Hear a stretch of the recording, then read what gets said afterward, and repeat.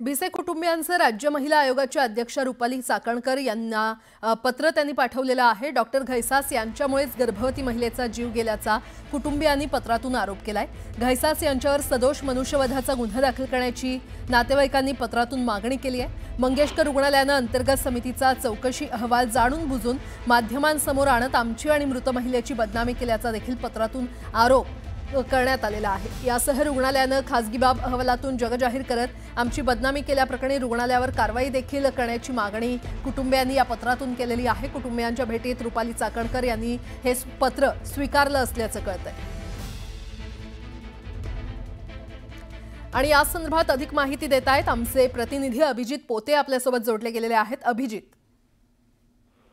नक्कीच आपण पाहतोय की दीनानाथ मंगेशकर रुग्णालय प्रकरणी जे पीडित कुटुंबीय आहे, भिसे कुटुंबीय, त्यांची भेट घेण्यासाठी राज्य महिला आयोगाच्या अध्यक्ष रुपाली चाकणकर आज या सकाळी त्यांच्या घरी पोहोचल्या होत्या आणि या भेटी दरम्यान भिसे कुटुंबियाकडून जे आहे ते एक लेखी पत्र राज्य महिला आयोगाच्या अध्यक्षांकडे देण्यात आलेलं आहे आणि हे जे पत्र आहे ते आता न्यूज 18च्या हाती लागलेलं आहे। या पत्रामध्ये दोन मुख्य मागण्या खरं तर भिसे कुटुंबियाकडून करण्यात आलेल्या आहेत। जी पहिली मुख्य मागणी आहे, जे डॉक्टर घैसास आहेत ज्यांच्याकडे ट्रीटमेंट सुरू होती ईश्वरी भिसे यांची, ज्या मृत गर्भवती महिला आहेत त्यांच्यावरती सदोष मनुष्यवधाचा गुन्हा दाखल करावा डॉक्टर घैसास वरती, अशी मुख्य मागणी या पत्रातून करण्यात आलेली आहे। कारण सुरुवातीला 10 लाख रुपयांची जी मागणी करण्यात आली होती ट्रीटमेंटसाठी ती याच डॉक्टर घैसास यांनी केल्याचा आरोप या कुटुंबियाने याआधी केला होता आणि आता तसा लेखी आरोप पत्रातून केलेला आहे आणि या प्रकरणी राज्य महिला आयोगाने लक्ष घालत डॉक्टर घैसास यांच्यावरती सदोष मनुष्यवधाचा गुन्हा दाखल करावा अशी मुख्य मागणी या पत्रातून करण्यात येते। तर दुसरी जी मुख्य मागणी आहे की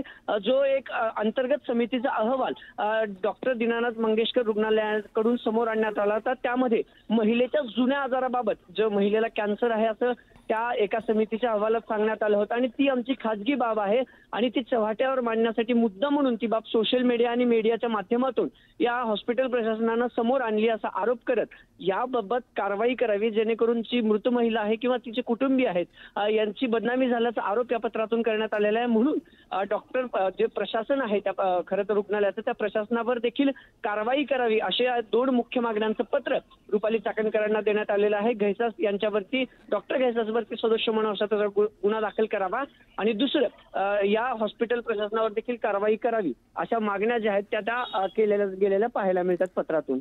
बरं अभिजित, धन्यवाद या सविस्तर माहितीसाठी। दरम्यान रुग्णाला उपचार देण्यासाठी रुग्णालयानं टाळाटाळ केली असा आरोप महिला आयोगाच्या अध्यक्षा रुपाली चाकणकर यांनी केलाय। पेशंटला हे उपचार खरं देण्यासाठी त्यांनी टाळाटाळ केली, त्याच्यासाठी मागितलेली डिपॉझिटची रक्कम आणि एकंदरच ह्या सगळ्या घटनेमुळे ज्यामध्ये पेशंटचा मृत्यू झालाय। खरं तर प्रत्येक मातृत्वाचं एक स्वप्न असतं आणि एक मातृत्व मिळत असताना आपल्या मुलांसोबत आपलं आयुष्य असावं हे एका आईचं स्वप्न खरं यामुळे आणि आईचंच नाही तर कुटुंबाचं स्वप्न भंग पावले। आज मी या कुटुंबियांची भेट घेतली, त्यांच्याकडून सविस्तर आलेला अनुभव हा खरं तर त्यांनी माझ्याकडे लेखी स्वरूपात दिलेला आहे।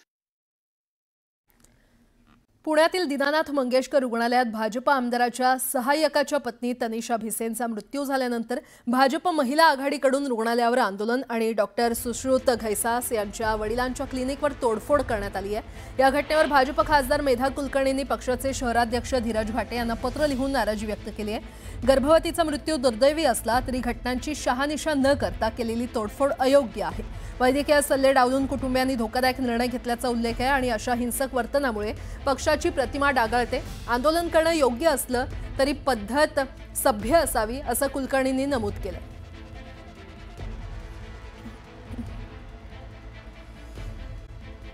बातमीपत्राला आता सुरुवात करूयात। पुण्यातील दीनानाथ मंगेशकर रुग्णालयातील गर्भवती मृत्यू प्रकरणात प्राथमिक अहवाल सादर करण्यात आलेला आहे। आरोग्य उपसंचालकांकडून राज्य सरकारच्या आरोग्य विभागाला हा अहवाल सादर करण्यात आलाय। यामध्ये रुग्णालयानं 10 लाख रुपये भरती करून घेण्यापूर्वी मागितल्याचा समितीनं निष्कर्ष काढलाय। मात्र उपचार झाले नसल्यानं वैद्यकीय हलगर्जीपणाचा मुद्दा निकाली असल्याचाही समितीनं निष्कर्ष काढलाय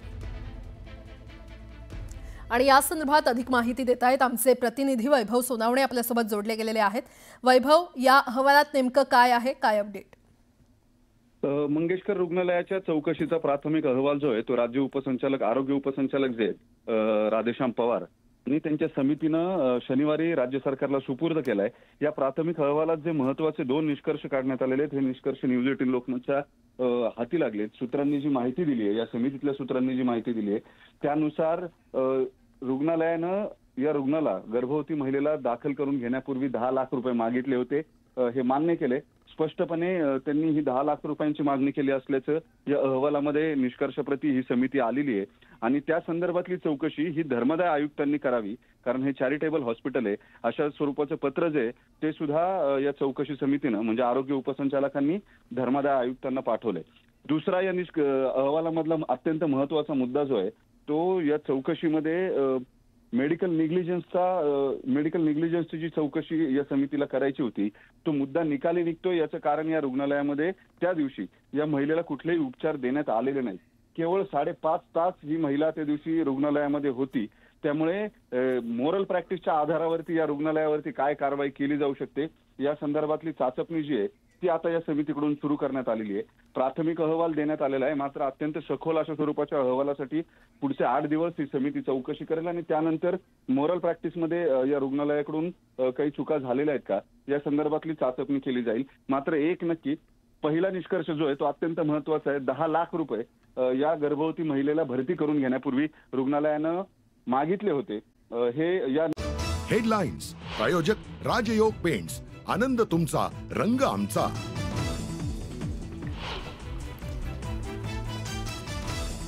शेअर बाजाराच्या निर्देशांकात तब्बल 3400 अंकांची घसरण। अमेरिकेच्या टॅरिफ वॉरचा शेअर बाजारावर परिणाम, तर निफ्टीमध्ये 1000 अंकांची घसरण।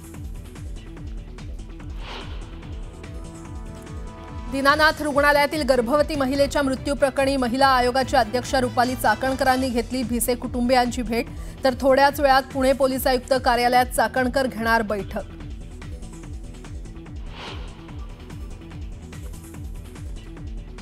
प्रशांत कोरटकरच्या जामीन अर्जावर आज कोल्हापूर कोर्टात सुनावणी। छत्रपती शिवरायांबद्दल आक्षेपार्ह वक्तव्य केल्यानं कोरटकर कोठडीत, जामीन मिळणार का याकडे लक्ष।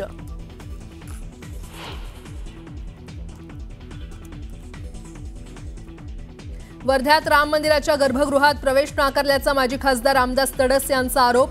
सोवळं नेसलं नसल्यानं मूर्तीपूजा करता येणार नाही, पुजाऱ्यांनी सुनावल्याचा तडस यांचा आरोप।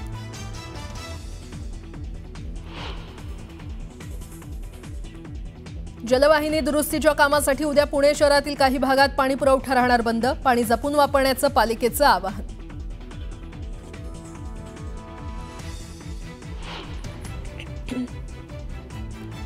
आजपासून आरबीआयच्या एमपीसीची 54वी बैठकीत पुन्हा रेपो दर कमी केले जाण्याची शक्यता।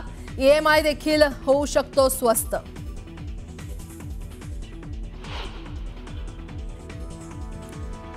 आणि शिर्डीत रामनवमी उत्सवाची आज सांगता, कीर्तनानंतर दहीहंडी फोडून उत्सवाचा होणार समारोप। मोठ्या संख्येनं भाविक राहणार हजर।